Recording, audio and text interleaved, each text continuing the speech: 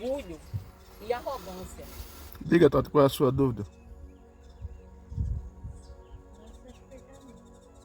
Mas o que foi que eu falei aqui que deixou você assim? Ela não sabe explicar.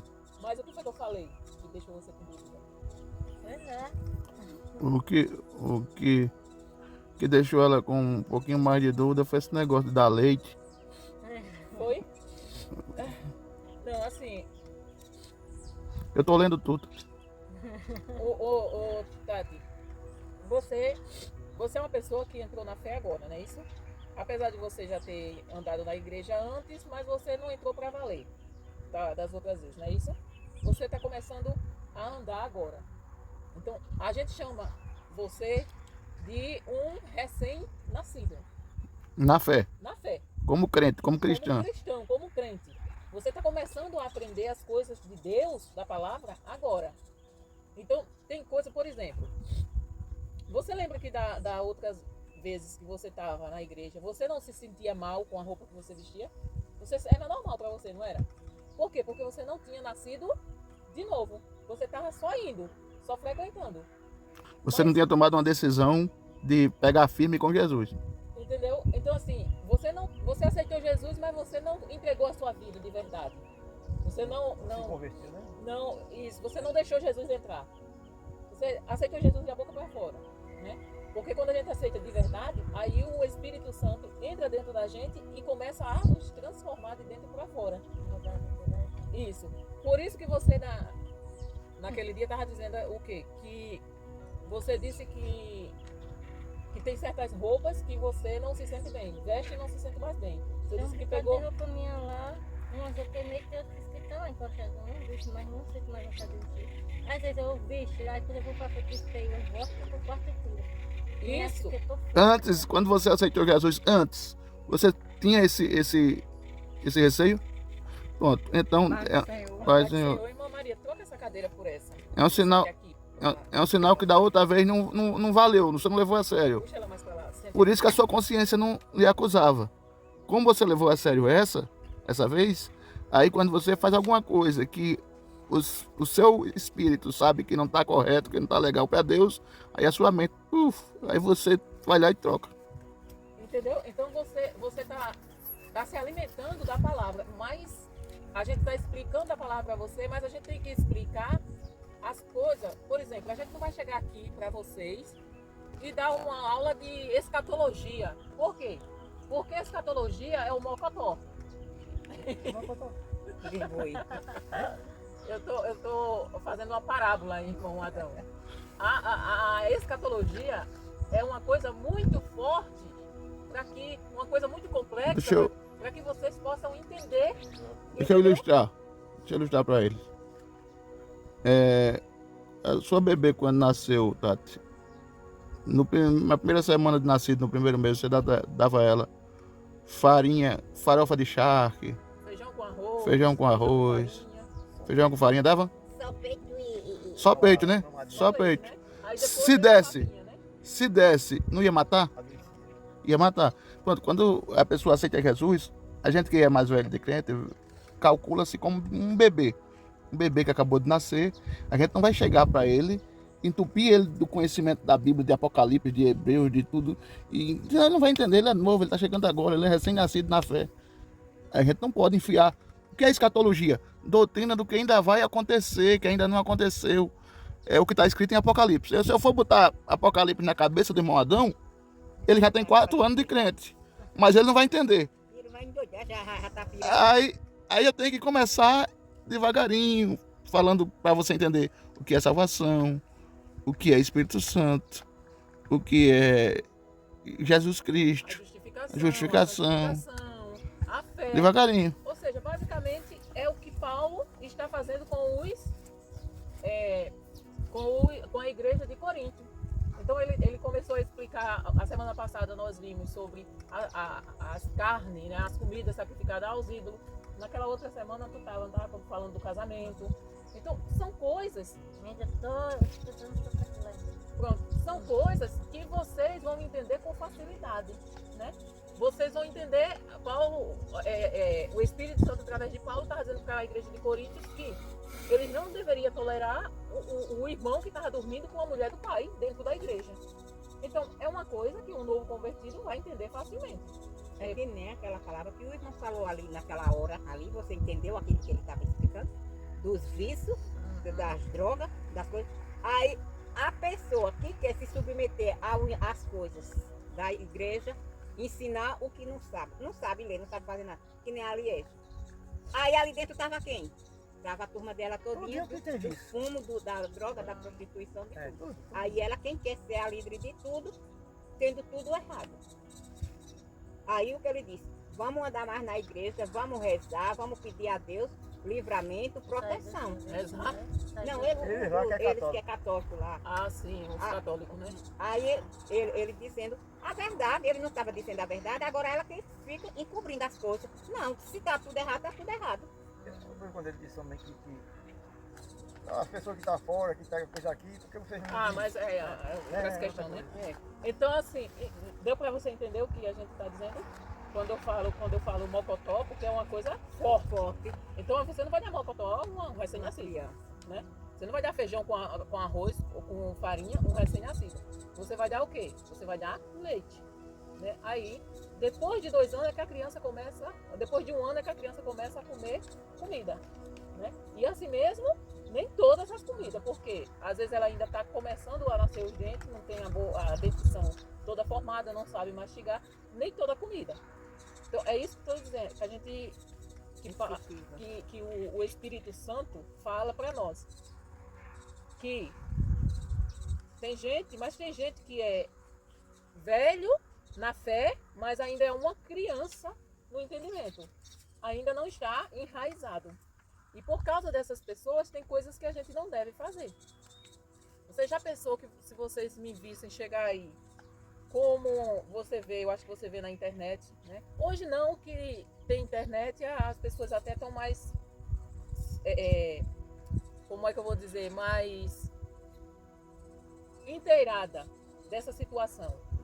Existe igreja em que a igreja que tem pastora, que a pastora está lá em cima, ali pregando, lá na frente pregando a palavra, de uma maneira completamente indecente. Você já viu um vídeo de pastora que o povo mostra que é com vestido coladinho, curto demais, quer dizer, sensual demais. Então você já pensou, quer dizer, uma pastora, a mulher do pastor, aí eu me visto de maneira indecente. Aí que exemplo eu estou dando para aquelas pessoas que estão chegando na igreja? Vão dizer o quê? Então, tem pessoas que vêm de fora, por exemplo, tem pessoas que vêm de Maceió, aí quando a gente faz aqueles cultos, né, que vem muita gente, ou quando era aqui, agora lá em Sete Casas, as pessoas iam para a igreja de todo jeito, né? Um shortinho. Bom, as pessoas de lá de fora ficavam ignorando, por quê? Porque na mente dela aquelas pessoas eram crentes, entendeu? Elas achavam que todo mundo que estava ali era crente. Como é que aquele povo é crente? Se veste daquele jeito, irmão, né? Vocês não dão, Não tem disciplina. Vocês não ensinam esse povo não, é como se deve vestir. Aí a gente ia explicar, não, irmão, eles não são crentes não. Eles vão para a igreja, mas não são crentes. Estão andando para ver se consegue. Estão andando para a igreja, mas não são crentes. Aí a gente tinha que explicar, toda vez a gente tinha que explicar. Por quê? Porque na mente de um cristão, que não tem tanto conhecimento da palavra, se você aceita Jesus hoje, amanhã quando você for para a igreja, você já tem que você não vai de short, né? Na mente de você não vai de short. Por quê? Porque antigamente, e não é muito antigamente não, pronto, eu conheci mesmo eu congregava com uma irmã que ela aceitou Jesus, ela passou, muito tempo, eu não lembro quantos meses foi que ela passou, indo para a igreja com uma única saia. Ela usava a saia para trabalhar e a saia para ir para a igreja, porque ela não tinha condição de comprar roupa e a roupa dela era tudo shortinho. Aí quando ela aceitou Jesus, ela não ia para a igreja de short. Mas o povo aqui, eles aceitam Jesus hoje e amanhã estão na igreja de short. E a gente não pode falar, porque se falar, é como eu estava dizendo, é tudo no me toque, né? Aí se falar, já não vou mais para aquela igreja, porque a irmã já estava falando da minha roupa e não sei o quê. Não, eu acho que a gente tem que usar o bom senso. Quando a gente for para a igreja, mesmo que a gente não seja cristão, se a gente vai para a igreja, a gente vai com a roupa decente. Você não vai para um tribunal e vai entrar na sala do juiz de shortinho, porque tem lá um aviso bem grande. Proibido entrar de bermuda, proibido entrar de short. Então assim, aí você vai para a igreja e você vai de shortinho. Entendeu? Então assim, é a falta de noção. Eu não estou falando nem do cristão, eu estou falando daquele que não é crente. O cristão já tem que ter essa noção. E aquele que não é crente, se eu vou para uma festa de casamento, eu visto uma roupa que esteja de acordo com o ambiente. Se eu for para um tribunal, eu vou com a roupa de acordo com o ambiente. Se eu for para a igreja, mesmo eu não sendo crente, eu vou com a roupa de acordo com o ambiente. Eu não vou de shortinho. Eu fui para a rua de vestido, eu ia com um vestido longo. Aí tinha um lá, né? Constituir perguntando se nós temos na igreja. Eu disse, a pessoa não se veste até se for para a igreja. Não tem. Mas é porque ele já nota que já. Mas é porque eles estão acostumados a ver você com outro tipo de roupa. Né? Porque ninguém ignora eu andando de vestido longo. Eu vou para todo canto de vestido longo. Como você agora está uma crente de verdade, Tati, aí você tem vontade de ir para a rua como você está indo de vestido, as pessoas estão lembradas da Tati passada. Acostumada de shortinho. Aí eles ficam achando estranho, né? Na cabeça, vou dizer aí, irmão Adão vai confirmar. Na cabeça masculina, o homem acha 1000 vezes mais bonito a mulher de vestido. Agora, na cabeça do homem pornográfico, ele prefere ela de shortinho. Até o telefone caiu. Tô mentindo, irmão Adão? Eu sempre vestia short. Só que eu nunca gostei de vestir bem curtinho, não. Eu usava um shortinho normal, agora bem curtinho. Porque eu via muitas, vestia um short tão curtinho que era melhor ir calçado de calcinha. Não, eu chamo aquilo de calcinha. E a roupa da bunda chega a ficar lá de fora. É. Pra casar, as de vestido. Pra pornografia, as de shortinho. É desse jeito que funciona na cabeça masculina. Então, assim, nós aprendemos todas essas coisas na aula passada, né? Que a minha liberdade não deve ser exercida, a minha liberdade deve ser exercida com responsabilidade. Por quê? Por causa do outro. Né? Não posso medir a fé dos outros pela maturidade da minha fé. Ou seja, eu tenho uma maturidade na fé. Você não tem a maturidade que eu tenho, que o pastor tem. Ele ainda está engatinhando na fé. Ferir a consciência de alguém mais fraco é pecado contra Cristo. Vocês lembram, irmão Adão? Lembra, irmã Maria? Que a gente viu que ferir a consciência do outro é pecado contra Cristo. Preciso estar disposto a abrir mão de privilégios para amar ao meu próximo. Tudo isso nós aprendemos no capítulo 8 de 1 a Coríntios. Hoje nós vamos para o capítulo 9. Hoje nós vamos para o capítulo 9. Esse capítulo 9, ele vai nos mostrar que, embora nós tenhamos direito, ele assim, Paulo falando assim, mesmo que eu tenha direito a certas coisas que a gente vai ver aqui no capítulo, que ele diz que tem direito, ele abre mão do direito que ele tem, deliberadamente, ou seja, de livre e espontânea vontade, para evitar mau exemplo, escândalo, para dar mais valor ainda na palavra de Deus, para que o evangelho alcance mais pessoas. Então, 1 Coríntios capítulo 9, a partir do versículo 1, que diz assim: será que eu... O assunto central, o assunto principal dessa carta é direitos e deveres de um apóstolo, direitos e deveres de um pastor, direitos e deveres de um líder. Paulo vai falar sobre isso, vai explicar para a igreja de Coríntios os direitos que um apóstolo tem. E que ele está dizendo, eu particularmente abri mão, mas não é porque ele abriu mão que todos têm que abrir. Não, Eliseu abriu mão de livre e espontânea vontade para que não houvesse empecilho nenhum de o evangelho ser aceito por vocês. Aí ele diz, será que eu não sou um homem livre? Ele começa a fazer uma série de perguntas.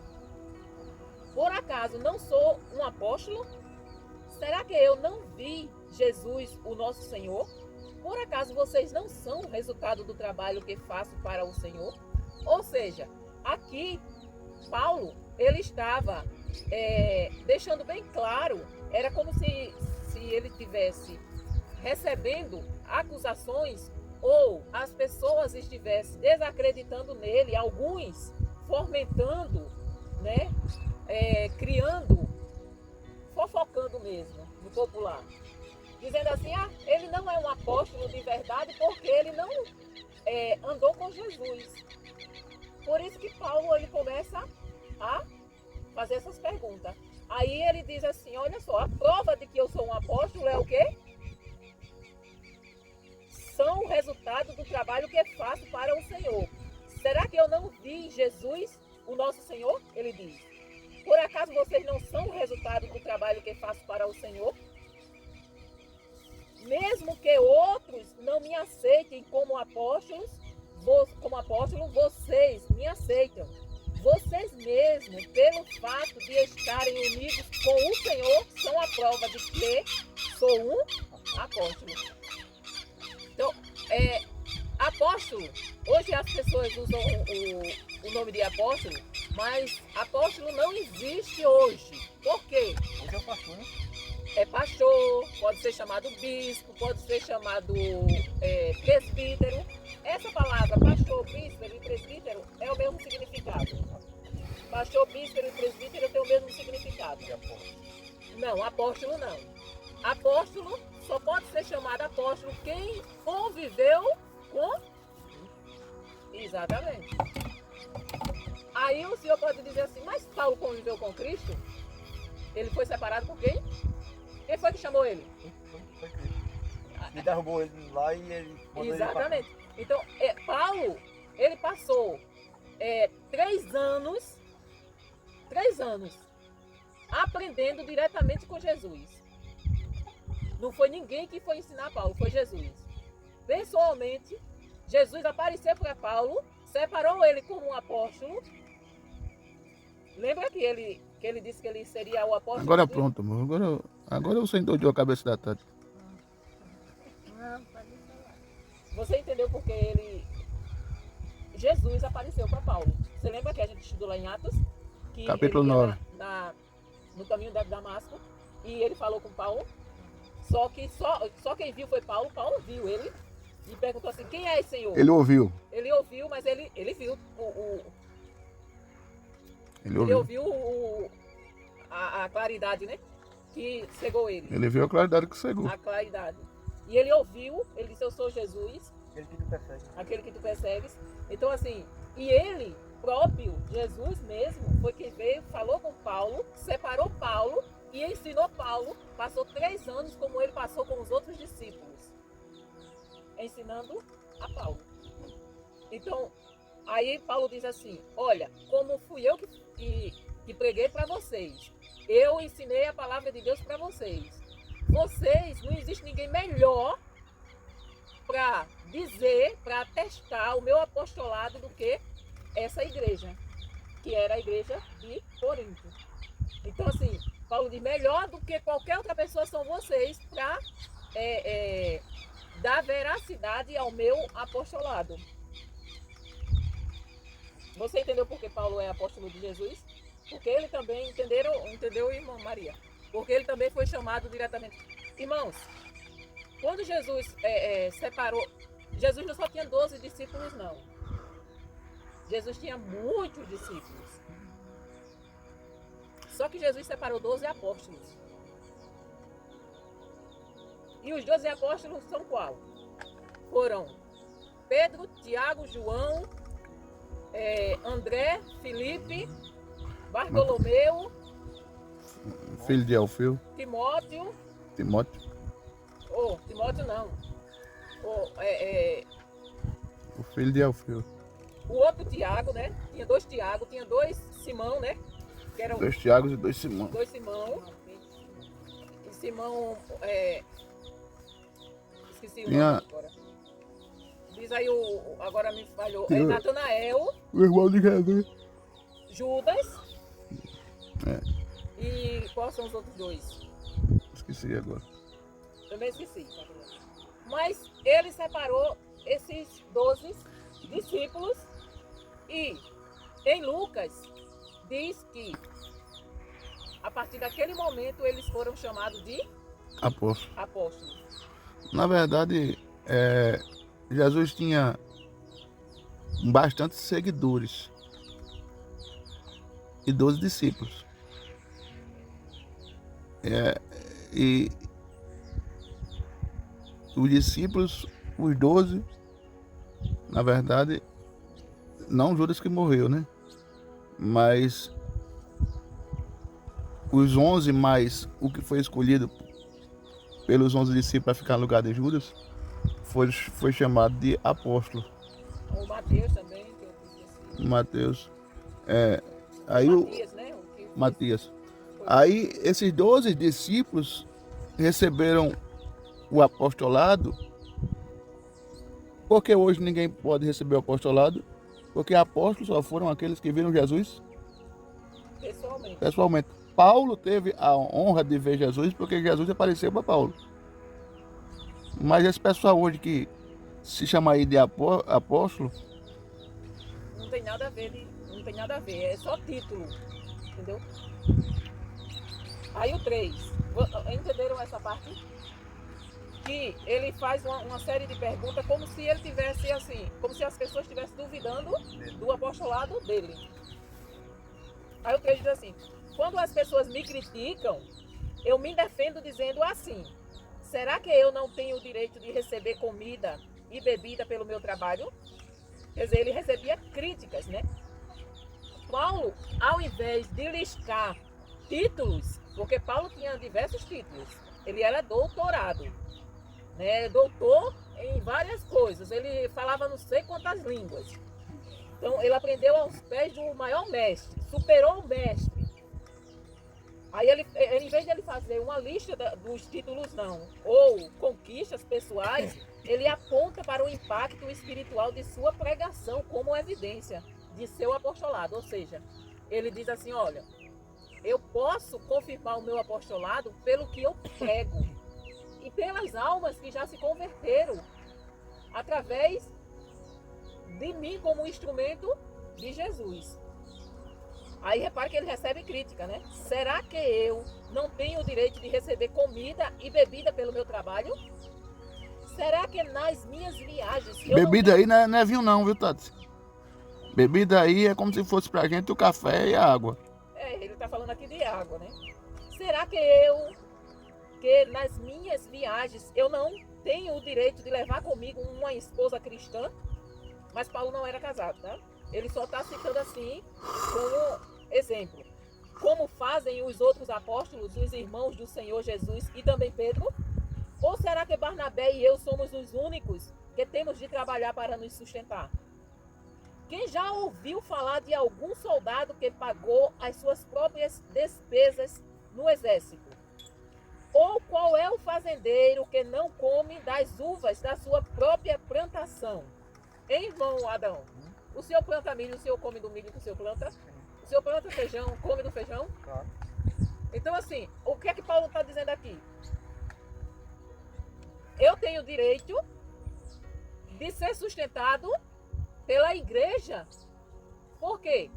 Porque Deus disse que o trabalhador é digno do seu salário, né? Ele vai se sustentar, tirar o seu sustento do seu trabalho. E o que é que um pastor faz?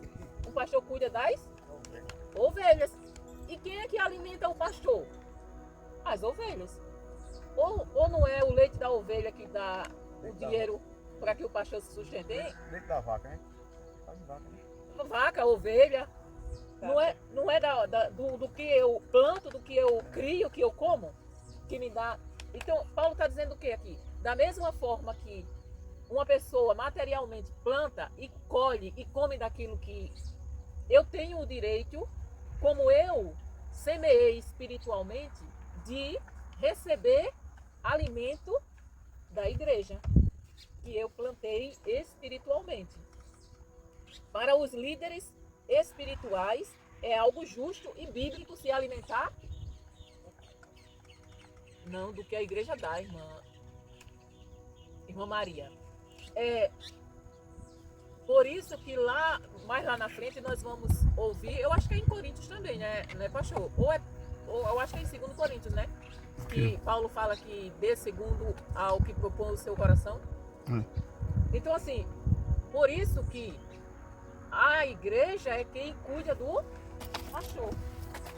Por quê? Porque o pastor cuida do pastor materialmente. Ou seja, é a igreja que mantém o pastor. É a igreja que alimenta o pastor. Por quê? Porque é o pastor que dá alimento espiritual à igreja. Então, eu vou usar o nosso exemplo aqui, por exemplo. O pastor Júnior, ele tem um benefício, né? Ele tem um benefício. Mas vocês sabem que o benefício não dá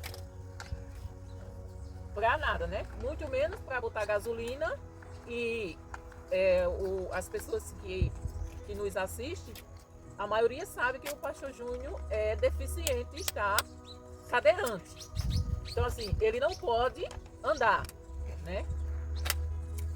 Por enquanto. Mas, mesmo quando ele não estava cadeirante, vocês lembram que ele era deficiente, andava com dificuldade, não é isso? Então, ele teria condições de andar 1 quilômetro a pé? Tinha? Não tinha, né? Então, para que ele faça o trabalho que Deus mandou ele fazer, ele precisa de uma condução de transporte, não é isso? Então, eu trabalhava. Aí ia ficar difícil para a gente, para o pastor dar assistência à igreja, se eu continuasse trabalhando. Por quê? Porque como ele perdeu a perna, para ele dirigir tem que ser um carro adaptado, né? Mesmo antes, por causa da deficiência, tinha que ser adaptado, e um carro adaptado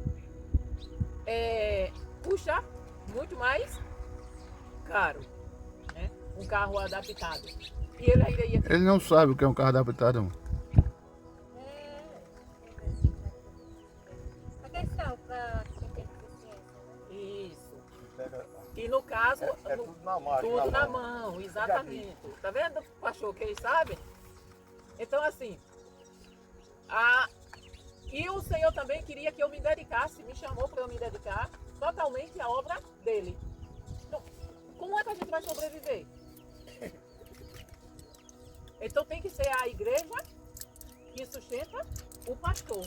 Por quê? Porque o pastor, ele vai orar, ele vai ler a Bíblia, ele vai jejuar, ele vai buscar o Senhor para alimentar a ovelha. Então, enquanto isso, as ovelhas, que não é o caso da nossa igreja, por quê? Porque a igreja aqui onde nós estamos não tem condições financeiras de manter um pastor, né? Não é isso ou eu estou enganado? Tem alguém aqui rico? Eu acho que esse povo está disfarçado. Tem alguém que ganha? A irmã Maria deve ter dinheiro guardado com força. Então, a igreja, para as pessoas que nos assistem, a igreja aqui não tem condições, a gente não tem condições nem de ter um local para fazer culto, que a gente faz debaixo da árvore, porque a gente faz no final de semana na escola, porque não temos condições de construir um templo para a igreja congregar dentro. Então, assim, Paulo está dizendo o quê? Que os líderes espirituais é justo, é bíblico, é algo legítimo que eles vivam da igreja. Mas não é ostentar como alguns líderes espirituais fazem, né, que enriquece. Não, Paulo não está falando disso não.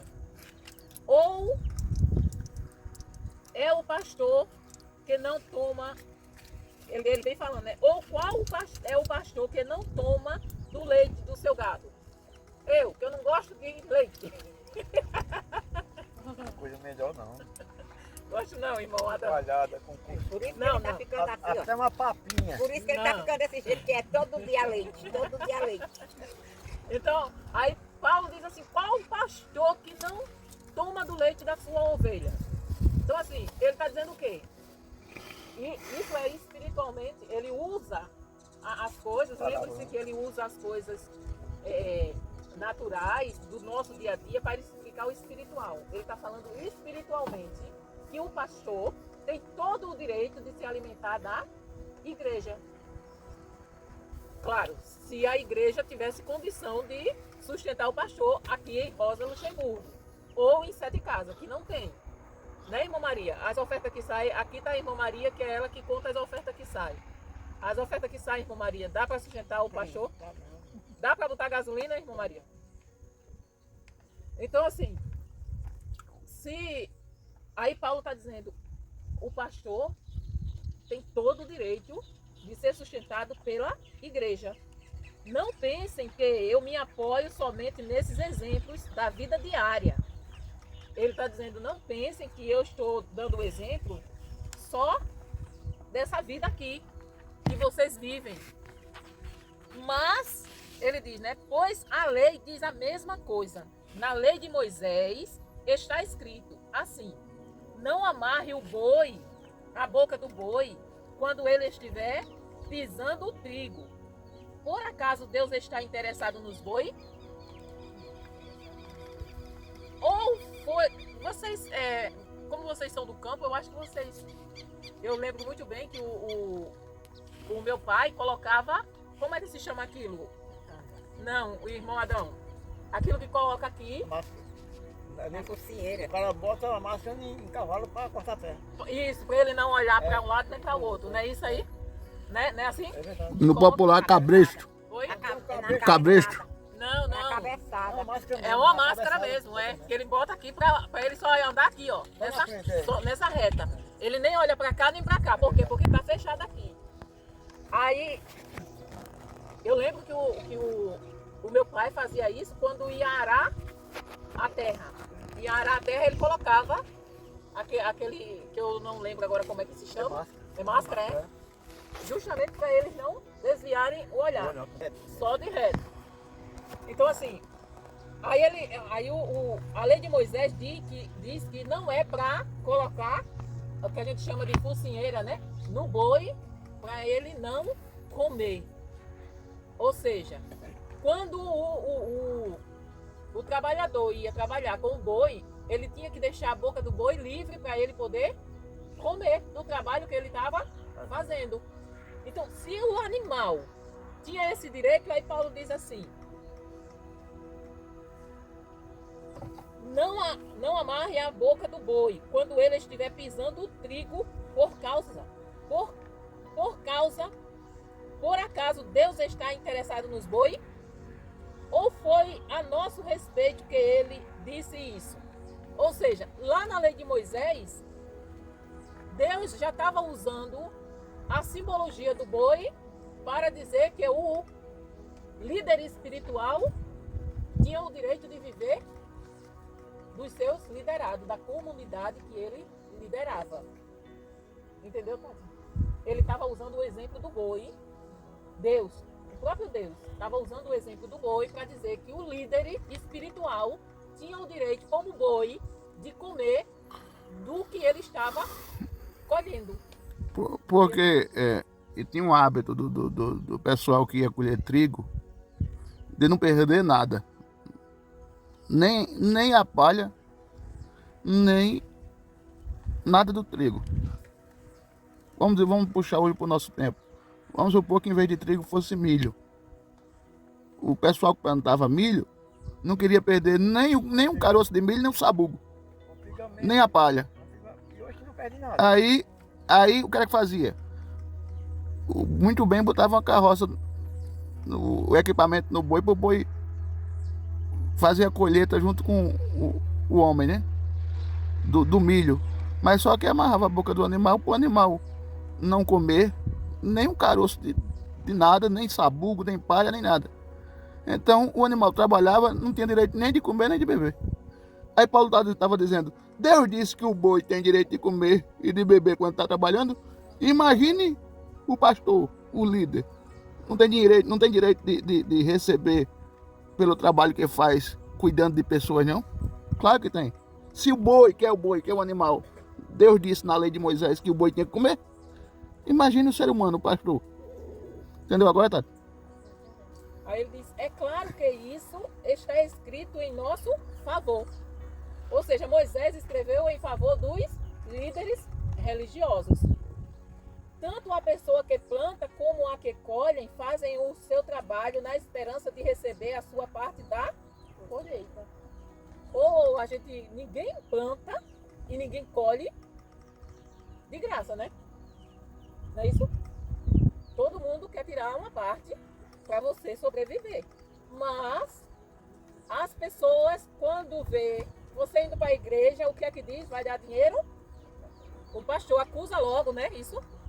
Então, assim, as pessoas não entendem que o pastor, ele tem o direito de se alimentar daquilo que ele está plantando e colhendo. Será que o pessoal aqui diz que você vem dar dinheiro ao pastor?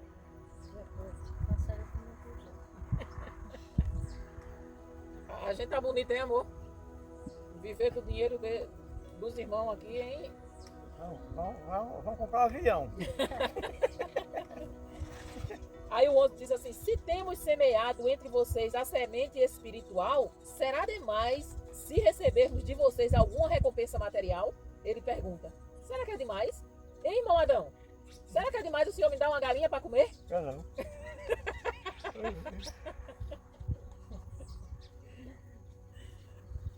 Ah, 12, né? Se outros têm o direito de esperar isso de vocês, será que nós não temos muito mais direito do que eles? Se outras pessoas estavam, né, usufruindo daquela igreja sem ser o líder espiritual, aí Paulo diz, eu que sou o pastor, que fundei essa igreja, será que eu não tenho direito? Claro que eu tenho. Né? Ele diz, claro que eu tenho. No entanto, nós não temos usado esse direito. Ele tem o direito, mas ele não está usando o direito que ele tem. Pelo contrário, temos aguentado tudo para não atrapalhar o evangelho de Cristo. Isso não quer dizer, porque Paulo fez essa opção, isso não quer dizer que todos os pastores vão fazer o mesmo que ele fez. Ele deixa bem claro aqui. Isso foi uma decisão particular minha. Eu abri mão para que o evangelho é como nós. Quantos pastores vieram para aqui antes da gente? Muitos, né? Então, há uns 3 ou 4 pastores, não foi, irmã Maria, passou por aqui? Ou mais. Uns 5 pastores, a irmã Maria está dizendo que passou por aqui. Por que eles não continuaram aqui? Porque não tinha dinheiro. Porque não tinha? Dinheiro. E eles precisavam de? Comer. Eles precisavam de comer, eles precisavam de transporte, eles precisavam suprir a sua família. E como era que eles iam se manter aqui se eles não tinham? Entendeu? E a igreja da cidade não quer manter um pastor aqui porque não dá renda. E é normal, irmãos. A gente só está aqui porque Deus diz, vá que eu vou manter vocês. Mas se a gente como a gente... E a gente orou. A gente orou e Deus confirmou, vá que eu vou manter. Mas Deus mantém a gente como? Levantando pessoas de outros lugares para ofertar, para poder a gente pagar as contas, botar combustível no carro e comer. Porque se não fosse assim, a gente não podia, a gente também já tinha dado no pé, porque a gente não ia. A gente não ia viver só das galinhas do irmão Adão. Tava ruim, né? O irmão Adão, o que ele ganha não dava para sustentar 3, só dava para sustentar um, que é ele. Ô irmão Adão, só para que o povo tenha noção. Quanto é que o senhor passa, com quanto é que o senhor passa o mês? Eu passo R$800. R$800, tá vendo, irmão? O irmão Adão passa. Para vocês terem uma ideia. Mas também acho que só tem que saber que eu não pago luz, né? Isso. É o governo que paga. Porque se ele vivesse em outro lugar pagando Água, luz, internet. luz, aluguel, Não pago água também. ele não ia conseguir viver aqui. Ou viver com R$ 800. E com R$800 o senhor vive em Arapiraca, irmão? É, não. R$ 800 não é nem o aluguel. Com salário mínimo. Com salário mínimo não dá. O problema é que a folha miúda ali não dá. Dá. Porque aqui também é uma bênção de Deus. Aqui tem feira direto. É? Então, assim, para vocês sobreviverem aqui, eles, quando chove, né? Graças a Deus esse ano choveu, né? Mas eles não podem plantar, porque para plantar tem que ter dinheiro. Né? Tem que ter dinheiro para arar a terra, tem que ter dinheiro para adubar, tem que ter dinheiro para matar botar veneno para matar o mato. E eles, como é que uma pessoa com R$ 800 vai comprar adubo, vai comprar veneno, vai comprar semente? Arame, cerca. Tudo isso. Aí não tem como, né? Então eles praticamente, como o irmão Adão disse, passa uma ou outra pessoa, dá uma cesta básica. Às vezes a gente consegue alguém que traga uma cesta básica. E é com isso que vocês vão plantar um pedaço o irmão Adão plantou esse ano um pouco de milho, né? Aí aquele milho, o senhor vai vender ou vai ser para os animais? Só dá para as galinhas e para as ovelhas que ele cria. Então, é dessa forma que eles vivem. Então, se a gente fosse esperar comer na igreja aqui... Ia ficar bem magrinho. E aí ia jejuar com força mesmo. Ia jejuar com força mesmo. Aí a gente tinha que jejuar, né? Aí o 13 diz assim, ó. Certamente vocês sabem que os que trabalham no templo, é do templo que eles recebem os seus alimentos. É o 13. E sabem também que os que oferecem sacrifícios no altar recebem uma parte da carne dos animais que são sacrificados ali. Os sacerdotes, o pessoal que cuidava do templo lá, os levitas, que era a tribo separada para cuidar do templo, aí o povo ia sacrificar um animal por um pecado. Aquele animal não era jogado fora, não. Entendeu? O sangue era aspergido no altar, as partes que era queimada e a outra era para o pessoal que trabalhava no templo. Então as pessoas levavam cereal, levavam alimentos para o templo. O dízimo era dado em alimento. Quem não tinha, quem morava longe do templo, tocava o dízimo por moedas daquela época. Às vezes era barra de ouros, às vezes era moedas de ouro, levava para o sacerdote. Então, eles viviam dessa forma. Assim o Senhor mandou também que aqueles que anunciam o evangelho vivam do trabalho de anunciar o evangelho. Irmãos, não é o pastor que está dizendo, não são os pastores que falam isso, é a palavra. Vocês estão vendo aqui que é a palavra que está dizendo que aqueles que anunciam o evangelho vivam do evangelho. Agora, o que é que eu não posso fazer? Eu não posso cobrar, é diferente. Os irmãos têm que ter a consciência de que o pastor depende da igreja. Então, assim, eu não posso, o pastor Júnior é chamado para pregar em uma igreja, em outra igreja, aí ele vai dizer, não, eu só vou por tanto. A igreja que convidou o pastor Júnior tem que ter a consciência de que o pastor, ele vive da obra, de pregar a palavra. Então ele tem que ofertar na vida do pastor. O pastor não precisa, não deveria precisar dar um preço. Eu nunca dei um. Não, eu estou falando de um exemplo. Eu estou dizendo, muitos pastores hoje fazem isso. Por quê? Porque a igreja não tem a consciência de ofertar na vida do pastor. Aí tem pastor que diz assim, olha, eu vou, mas vocês têm que me dar a passagem, tem que pagar o hotel e tem que me dar tanto. Por quê? Porque a maioria das igrejas, se o pastor disser assim, você me dá uma oferta, eles dão uma oferta. Teve Ô, irmão Adão, suponhamos que o senhor fosse eu. Eu, quase 2 anos atrás, recebi uma proposta para ir para o Graciliano. O senhor sabe onde é o Graciliano? Fica em um bairro de Maceió. Ganhar R$2.000, 2.500 e 6 cestas básicas mais aluguel, água, luz, só não telefone nem plano de saúde. E internet estava fora. Se o senhor, a gente já estava aqui, pastoreando aqui. Se o senhor fosse eu, o senhor iria ou ficava aqui?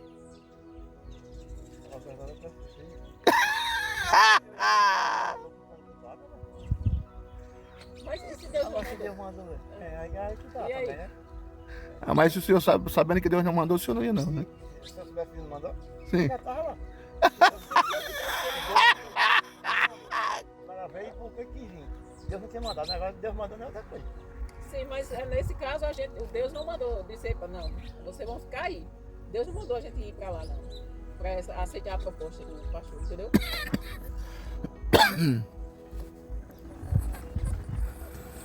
Então, a gente ficou no 14, não foi? Então assim, naquele contexto, daquela época, judaico e greco-romano, era comum que os mestres ou os líderes espirituais fossem sustentados por seus discípulos ou pela comunidade, o que torna o argumento de Paulo culturalmente relevante. Ou seja, era normal, aquela comunidade, era cultura daquele povo daquela época sustentar os seus pastores.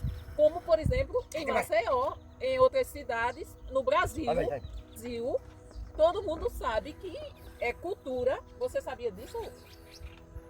Tá, que eu estava sabendo agora. Que é normal, que é legal, que foi Deus que disse que a igreja tinha que sustentar o pastor. Você já tinha ouvido falar isso? Não, né? Mas você leu aí? Que foi Deus que mandou? Que aquele que prega o evangelho, viva do evangelho? Então não é coisa inventada pelos pastores. Agora, claro, né? Tem aqueles pastores que se aproveitam das ovelhas. Aí é outra questão. Aqui nós estamos tratando de pastores sérios, pastores chamados por Deus e que trabalham de acordo com a vontade de Deus. Então, assim, foi instituído por Deus que aquele que vive do evangelho, um missionário ele não precisa ser pastor. Mas se ele é missionário, ele é sustentado pela igreja que o enviou. Nós somos pastores missionários, né? O pastor é missionário e eu sou a mulher do pastor missionário. Eu sou apenas missionária. Então, se nós tivéssemos sido enviados por uma igreja, a igreja que nos enviou, ela mandaria o salário todo mês para a gente. Entendeu? Mas as igrejas, a maioria das igrejas, elas não querem investir num lugar como esse. Por quê? Porque nunca vai dar lucro. Ou seja, as igrejas, elas não quiseram, a gente até tentou, mas nenhuma igreja quis nos bancar aqui. Nós não somos mantidos por nenhuma igreja. Nós tivemos que abrir uma igreja, um ministério, nós tivemos que abrir um ministério. O nosso ministério é legalizado, cadastrado, tudo bonitinho, porque nós fomos enviados por Deus. Nenhuma igreja quis nos assumir. Então, assim, por esse motivo, nós tivemos que fundar uma denominação. Então, mas foi deixado por Deus. E naquela época, aquela cultura, como hoje, todas as igrejas, em Maceió, no Brasil inteiro, a senhora sabia, né, irmã Maria, que o pastor é sustentado pela igreja? A irmã Maria sabia. O senhor sabia, irmão Adão? Sim. O irmão Adão sabia, só a Tati que não sabia. Mas agora você está sabendo que a igreja é quem sustenta o pastor. Entendeu? A igreja é quem sustenta o pastor. E isso foi instituído por Deus. Não foi o pastor que inventou essa história. Foi Deus que inventou essa história. Então, 15 diz assim: mas eu não tenho usado nenhum desses direitos. Paulo diz: nem estou escrevendo isso agora para exigir esses direitos para mim mesmo. Eu preferiria morrer a fazer isso. Nesse ponto aqui, Paulo era orgulhoso. ele não queria ser sustentado por nenhuma igreja. E ninguém vai me tirar o orgulho que eu tenho de agir assim. Eu não tenho o direito de ficar orgulhoso por anunciar o Evangelho. Ninguém deve se orgulhar por anunciar o Evangelho. Afinal de contas, fazer isso é minha obrigação. Ele não se orgulha de pregar o Evangelho. Ele diz assim: eu me orgulho de não ser sustentado pela igreja. Ele não está se orgulhando porque ele pregou o Evangelho e muita gente se converteu e eu sou o bambambam, não. Ele diz assim: eu jamais vou permitir que ninguém tire isso de mim.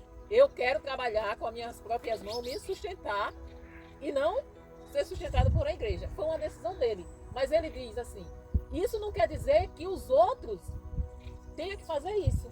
Não. Isso é uma decisão minha, foi uma opção minha.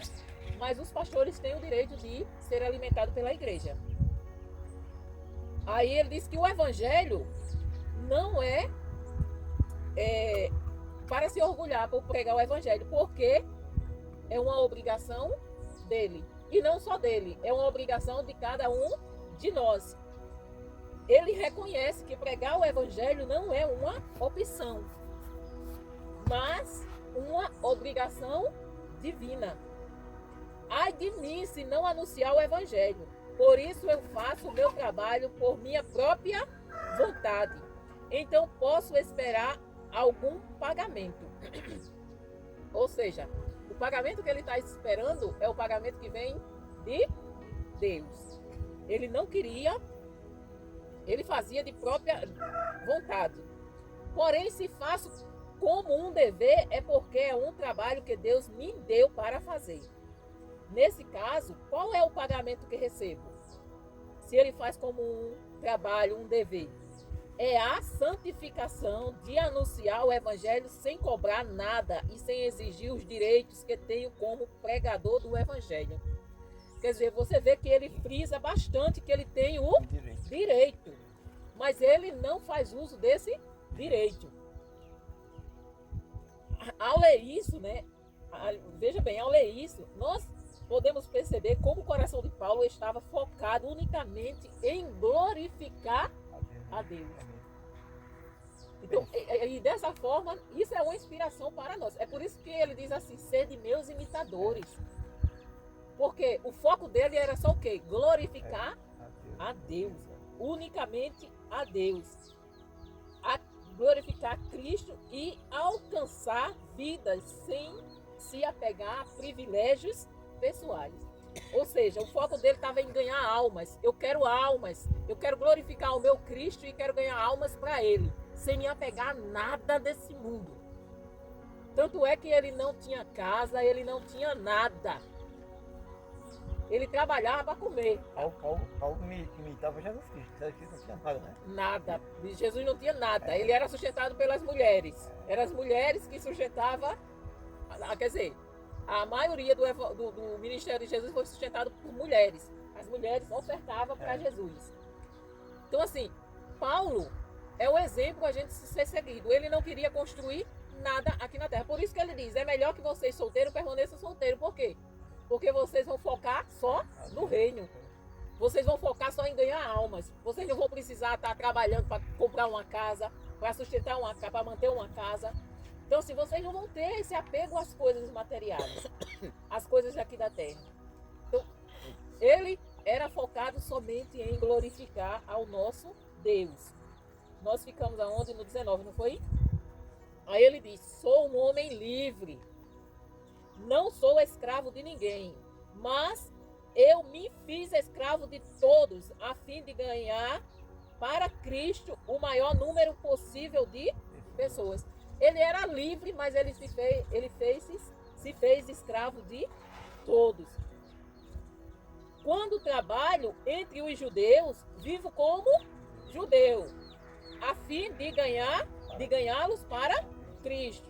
Não estou debaixo da lei de Moisés. Ele deixa claro, ele explica direitinho. Eu vivo como judeu, mas eu não estou debaixo da lei de Moisés. Mas Quando trabalho com os judeus, vivo como se estivesse debaixo da lei, para ganhar os judeus para Cristo. Assim também, quando estou entre os não-judeus, vivo fora da lei de Moisés, a fim de ganhar os não-judeus para Cristo.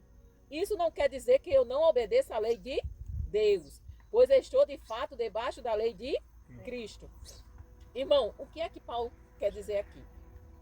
Paulo quer dizer o seguinte: hoje eu estava assistindo um filme sobre um missionário, que depois eu vou trazer o livro, eu vou até pegar, da próxima vez que eu for em Maceió, eu vou pegar com ela e vou trazer para o senhor ler, irmão. Que ele está, a história dele está nesse livro. Hudson Taylor, o nome do missionário. Ele era da Inglaterra, ele era um inglês que foi para China, pregar o evangelho na China. E claro que a cultura de lá é completamente diferente. Os ingleses naquela época, eles se vestiam com um monte de roupa, entendeu? Paletó, era uma camisa, um colete por cima da camisa, um paletó e ainda vestia uma casaca por cima do paletó. E naquela época, 1800 e pouco, eles ainda usavam umas perucas. Eles usavam. Aí, o Hudson Taylor, ele estava tentando pregar o evangelho para os chineses. Só que os chineses se vestiam completamente diferente. Aí, o que foi que ele chegou em um lugar que tinha uns chineses, aí ele começou a falar para ele, o chinês pegou e disse assim, aí ele usou lá um termo, disse, Senhor, me explique para que servem esses dois botões aqui nas suas costas. A partir disso, ele observou o seguinte: eu sou completamente diferente deles. Então, havia uma barreira muito grande para que ele se aproximasse dele. O que foi que ele fez? Ele deixou o cabelo crescer, fez uma trança no cabelo, vestiu, pegou as roupas e vestiu igual a eles, botou um chapéuzinho que eles usavam, um gorrinho que eles usam na cabeça. Aí as pessoas que tinham enviado ele, que era da igreja dele, criticaram ele e cortaram ele da missão. Ou seja, eles não enviavam mais porque disse que era um absurdo ele se vestir daquela forma. Então ele se vestiu igual a Paulo. Exatamente. Então era isso que Paulo estava fazendo. Entendeu? Então, se era com o judeu que ele estava, ele não comia porco. Por quê? Porque para os judeus aquilo era imundo. Então Paulo respeitava. Se ele estava entre os judeus, Paulo não comia. Se ele estava entre os não-judeus, ele comia porco. Por quê? Porque Jesus disse que tudo que ele faz é puro. Então tudo ele tornou puro. Então, vocês entenderam aí o que era que Paulo fazia? Então, ele fazia tudo para ganhar, para ganhar.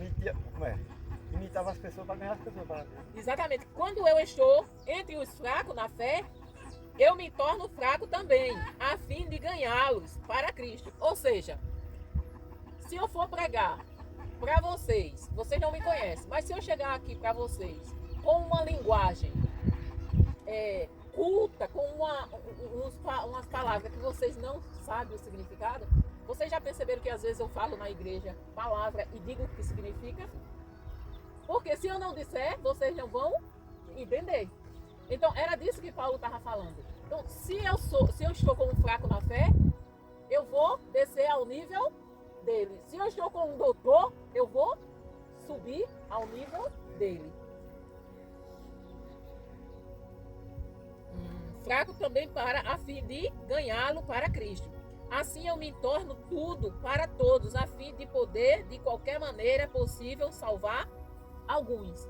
Então, assim, Paulo não está defendendo a hipocrisia, que eu seja hipócrita. Não. Ele está, ou falta de princípios, de maneira nenhuma. Ele fala de sensibilidade cultural. Sensibilidade cultural. Eu entender a cultura daquele povo e viver de acordo com aquela cultura que eu estou inserido. Por exemplo, a gente veio para aqui. Aí eu vou aqui, aí a irmã Maria vai e me convida para almoçar lá. Aí a irmã Maria, aqui o povo gosta muito de comer farinha. Não sei se a irmã Maria gosta, né? Mas a maioria do pessoal gosta de comer farinha. Aí, vamos dizer que eu não gosto de farinha. Eu gosto muito de farinha, viu, irmã? Mas digamos que eu não gosto de farinha. Mas a irmã Maria vai servir uma galinha de capoeira, feijão verde e farinha. E aí? Vou comer. Aí eu tenho que... Comer. Irmão, eu gosto demais, viu? Com uma cebolinha cortada, fazendo um bolinho. Eu gosto de né? Uma galinha de capoeira.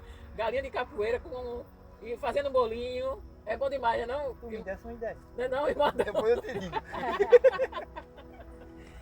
Então, assim, Paulo estava falando disso, tá entendendo? De você ter a sensibilidade e de usar de sabedoria missionária. Ser o objetivo é remover barreiras, adaptar sua abordagem sem jamais comprometer o conteúdo do evangelho. Ou seja, eu não vou, se alguma coisa for pecado, eu não vou fazer naquela cultura. Mas se não é pecado, qual o problema que eu tenho de me tornar parecido com eles para ganhá-los para Cristo? É verdade. Entendeu? No mundo antigo, essa capacidade de adaptação era essencial para o avanço da fé cristã em diferentes culturas. Não só no mundo antigo, até hoje é necessário que a gente tenha esse tipo de mentalidade, de sabedoria. Faço tudo para o 24, não é isso? Vocês entenderam o que ele estava querendo dizer? Fazia de tudo para ganhar? Imitava as pessoas para ganhar as pessoas. As pessoas, exatamente. Vocês sabem que numa corrida, embora todos os corredores tomem parte, somente um ganha o prêmio. Portanto, corram de tal maneira que ganhem o prêmio. Todo atleta que está treinando aguenta exercícios duros, porque quer receber uma coroa de folhas de louro. Uma coroa que, aliás, não dura muito. Se vocês veem esses jogadores famosos ganhando títulos, mas se vocês forem passar um dia vendo o nível de treino que eles fazem, é um absurdo. Por exemplo, eu sempre achei lindo mesmo, ginasta.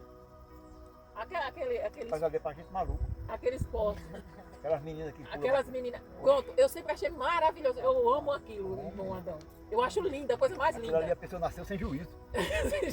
Ginasta, aquelas ginastas. E o A pior Daiane ainda. do Santo, né? A E o Daiane. pior ainda é Muito aquelas bem. que fazem no gelo. Já viu aquelas que fazem no patins no gelo? Eu acho aquilo lindo demais. Vocês imaginam quantas horas aquele povo passa treinando para chegar àquele nível? Da média 6 horas por dia. Tem gente que passa muito mais.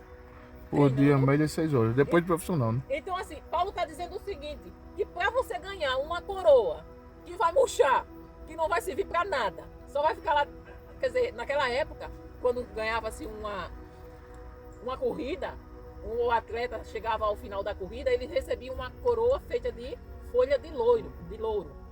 Aí coloca-se aquela coroa na cabeça. Mas daqui a pouco aquela folha murcha e não serve mais para nada. Aí Paulo diz assim, mas nós queremos receber uma coroa que dura para sempre. Se eu quero receber uma coroa que dura para sempre, e aqueles atletas que recebem uma coroa que murcha, e eles se esforçam tanto, eles já dão tudo de si para chegar ao final da corrida, aí Paulo diz, nós temos que imitar, nós temos que ir além deles, nós temos que dar muito mais do que eles dão. Então o nosso foco tem que estar no reino. Por isso, corro direto para a linha final. Paulo ele está seguindo em frente e não importa o que aconteça com ele aqui. O foco dele é o céu. Também sou como um lutador de boxe que não perde nenhum golpe. Eu trato o meu corpo duramente e o obrigo a ser completamente controlado para que depois de ter chamado outros para entrarem na luta, eu mesmo não venha a ser eliminado dela. Ele está dizendo o quê? Eu me esforcei para que outros entrassem nessa luta. Que luta? A luta de caminhar para o céu. Aí você já pensou, se depois que os outros entram, eu caio? Como tem muitos por aí, então eu tenho que me esforçar como os atletas se esforçam para continuar na jornada. Em outras palavras, o que Paulo estava dizendo era o seguinte, exemplificando a gente. A gente começou o trabalho aqui, e aí vocês estão participando da igreja hoje, tem um grupo de pessoas participando da igreja hoje, e vocês estão firmes. Mas daqui a pouco vocês ouvem dizer que o pastor adulterou, que a esposa do pastor adulterou. Vocês vão permanecer na igreja? Aí a gente trouxe o evangelho para aqui, mas devido a gente ter caído no pecado, a igreja se desfez. Adiantou a gente ter vindo? Não.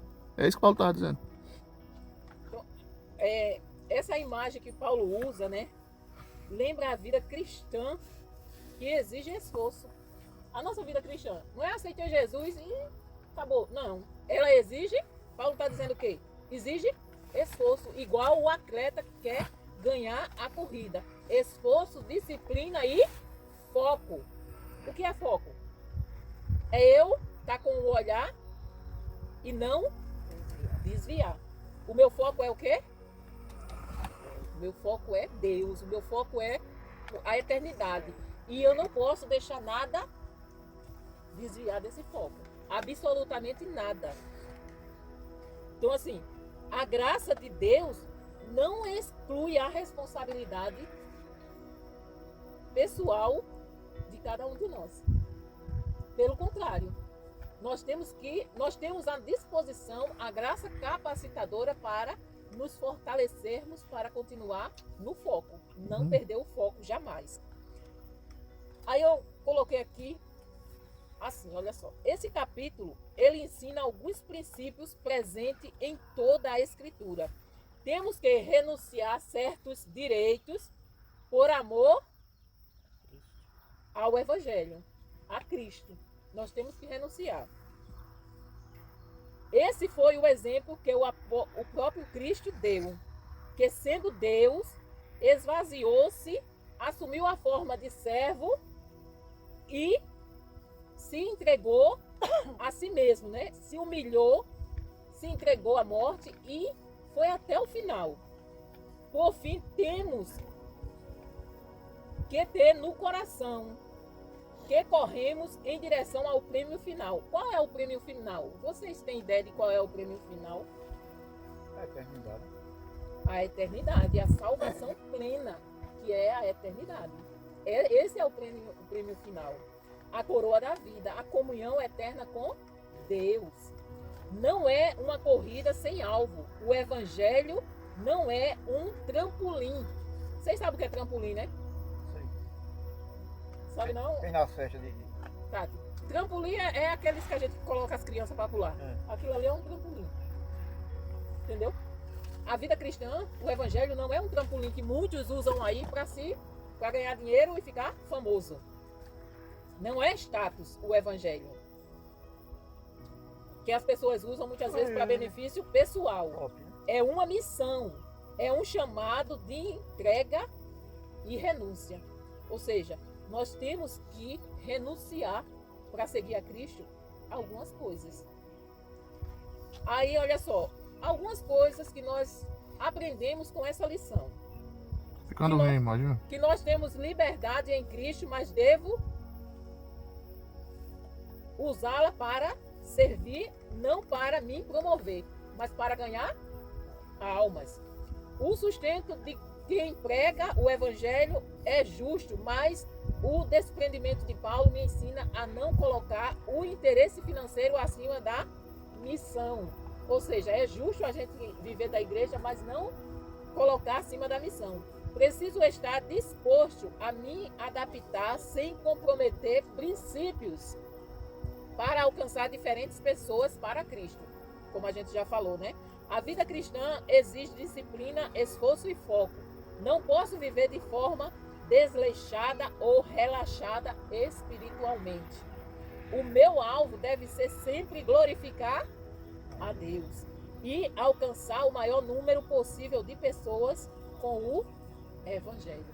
Então, a nossa missão é essa. Será que estou usando minha liberdade para servir ou para satisfazer meus próprios interesses? Boa tarde. Isso é uma pergunta que nós devemos fazer. Será que eu estou usando minha liberdade para servir ou para satisfazer meus próprios interesses? Estou disposto a abrir mão de direitos e confortos para que o Evangelho avance? Isso são perguntas que nós devemos fazer a nós mesmos. Eu estou disposta a abrir mão do conforto, de privilégios, para ganhar almas para Cristo, para a glória de Cristo? Entenderam? Entendeu mesmo, Tati?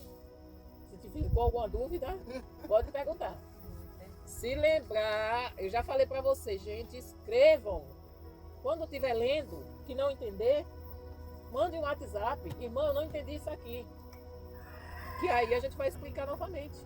Quando eu estiver com a cabeça doendo para responder, eu digo, irmã, me responde essas palavras aqui tudo, aí eu vou mandar a senhora responder.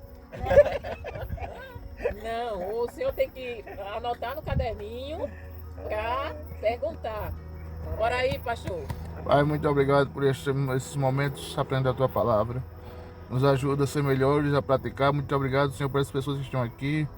O José que chegou agora, Senhor, nos dá a oportunidade de ver ele nos cultos no sábado, no domingo.